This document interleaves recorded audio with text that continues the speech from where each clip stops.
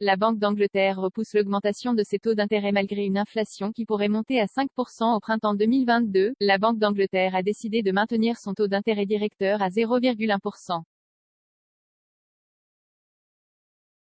La Banque d'Angleterre a-t-elle eu la main qui tremble? Après une série de discours laissant entendre qu'une hausse des taux était imminente, son comité de politique monétaire a finalement décidé, jeudi 4 novembre, de ne pas agir.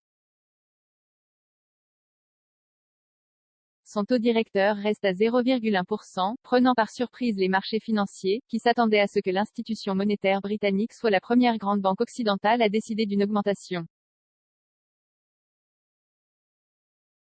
La mesure n'est cependant que repoussée de quelques mois. Nous pensons que les taux d'intérêt vont devoir augmenter modestement pour ramener l'inflation à 2%, avertit l'institution. 2 des 9 membres du comité monétaire étaient en faveur d'une action dès maintenant.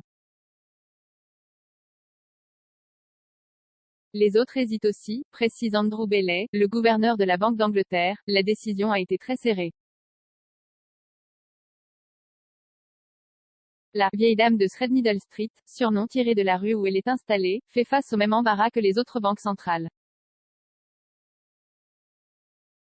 D'un côté, la poussée d'inflation est évidente, largement au-dessus de son mandat de 2%.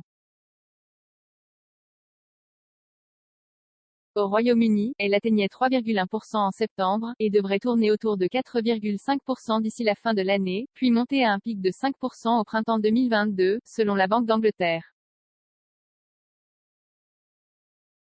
L'envolée des prix du gaz et du pétrole, mais aussi celui de la plupart des biens durables, rend cette trajectoire inéluctable. D'un autre côté, la reprise économique est plus fragile qu'il n'y paraît. Certes, la croissance va frôler 7% cette année au Royaume-Uni, la plus forte des pays du G7, mais il s'agit d'un effet mécanique de rattrapage après la violente chute de 2020. Pour l'instant, l'économie n'est pas tout à fait revenue à son niveau d'avant la pandémie de Covid-19. Le produit intérieur brut devrait retrouver son niveau du quatrième trimestre 2019 au premier trimestre 2022, note EM. Bailey, l'envolée serait transitoire. À cela s'ajoute un flou complet qui règne sur le marché du travail.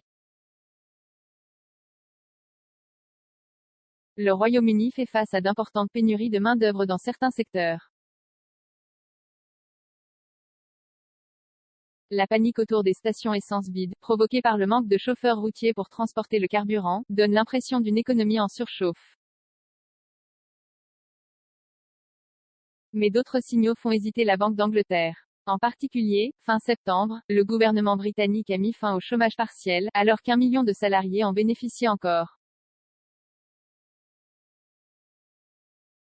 33,85%.